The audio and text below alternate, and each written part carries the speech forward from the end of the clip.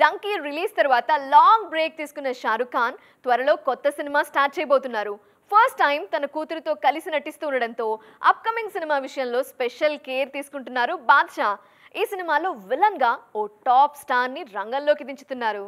పఠాన్, జవాన్, donkey సినిమాలతో hat trick కొట్టిన Shahrukh Khan next cinema విషయంలో ఆచితూచి అడుగులు వేస్తున్నారు.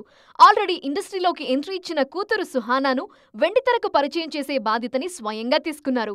కూతురుతో కలిసి భారీ యాక్షన్ డ్రామాలో నటించేందుకు గ్రీన్ సిగ్నల్ ఇచ్చారు. ఆల్రెడీ కింగ్ పేరుతో ఓ సినిమాని ఓకే చేసిన షారుఖ్ ఆ సినిమా కోసం ప్రిపేర్ అవుతున్నారు. కూతురు డెబ్యూ మూవీ కావటంతో మరిన్ని జాగ్రత్తలు తీసుకుంటున్నారు కింగ్ ఖాన్. స్క్రిప్ట్ నుండి కాస్టింగ్ వరకు అన్నీ దగ్గరుండి చూసుకుంటున్నారు. ముందు సినిమాలో విలన్ గా ఓ సౌత్ స్టార్ హీరోని తీసుకోవాలని భావించారు షారుఖ్.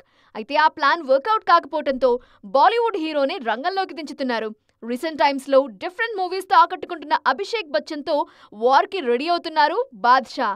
ఈ మధ్య కాలంలో ఎక్కువగా నెగిటివ్ షేడ్స్ ఉన్న రోల్సే చేస్తున్న అభిషేక్ బచ్చన్ కింగ్ లో విలన్ గా చేయడానికి ముందు కాస్త ఆలోచించారట. కానీ దర్శకుడు సుజయ్ ఘోష్ కథ చెప్పిన విధానం నచ్చి ఫైనల్ గా ఓకే చేశారు.